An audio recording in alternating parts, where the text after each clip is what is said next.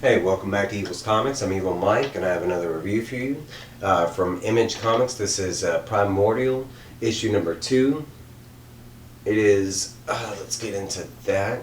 It is written by Jeff Lemire, art by Andrea Sorrentino, colors by Dave Stewart, and then letter and design by Steve Wands. This is probably going to be my quickest review ever because there's not a lot in this comic. There is a lot of art, but as far as story, not so much. But to catch you up on the backstory, we all know about the different space programs that happened back in the late 50s and early 60s, everybody trying to get to the moon and the stars and the planets, right?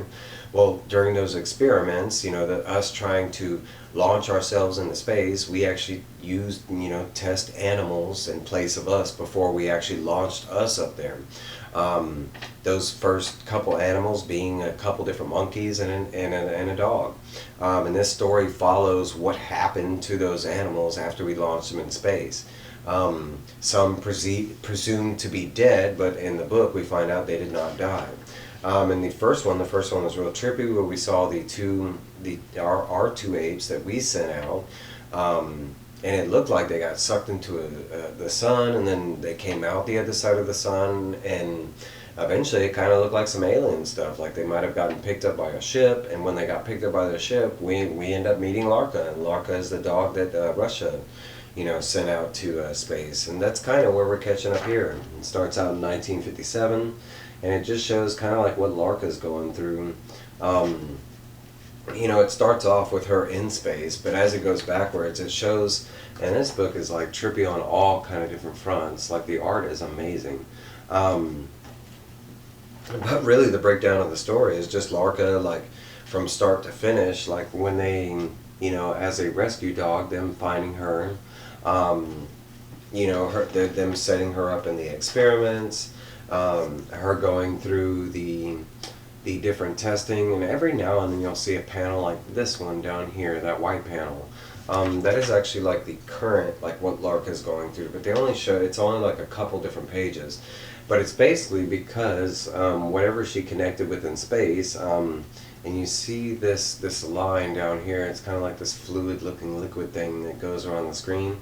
I take that as some kind of like connection with the alien and Larka, because this thing is reached into Larka's brain, and that's why we are getting this backstory. It's not like Larka's telling us the backstory, or the book is telling us the backstory. It's more like Larka is communicating with this thing, whatever it is, alien or machine, or we don't know yet. We haven't even seen it yet. All we've seen is this thing actually connect with Larka, and that's about it. But they do show during their experimental thing that Larka was loved at one point, and maybe that love ended up kind of affecting the end of this, the end of the experiment, because there were certain things that this scientist was supposed to do with Larka, and we find out that she didn't uphold to everything that she was supposed to do, because she ended up falling in love with Larka, but then at the end, and like I said, all the white panels, this is current Larka, and that's her wherever she has been taken to, or wherever this little space station or ship or wherever she is, we don't know yet. But they do show her in the beginning, and they show her gaining thoughts, and it's not just barks anymore, because in the beginning of the book it is. But they kind of show her gaining thoughts and her being alone, and she doesn't like being alone. But then she runs into the two monkeys, the Reese monkey and the I forget what the other one is. But the two monkeys that we sent up, and we saw the last issue that they had made it there, and Larka was already there. And so it was kind of like the moment when Larka finds him, and she's like, "Oh, finally, I'm not alone." And it's basically what she says to the monkeys. Then we cross back over, and it's like a part of the story that they touched up on the first. In the first issue, and it's this it's the mathematician that has been on the trail, like learning that that the animals were not killed, and they basically show you that he's trying to follow the mystery, and he's in Russia, and they're kind of like getting him in a trunk, taking him like to a different location and stuff, and basically at the very end of it we just see that he is running into, like, he is directly talking to the scientist that was in charge of Larka, the one we saw earlier that didn't follow all of the instructions. And that's basically where this issue leaves off. Like literally, it's like a 2-minute read. But that doesn't say it's not a good issue or a good read.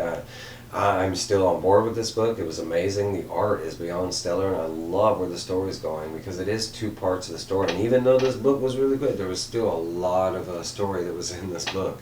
But hey, that's my review, and I got more coming. I hope everybody's having a great day, and I will see y'all soon. Bye!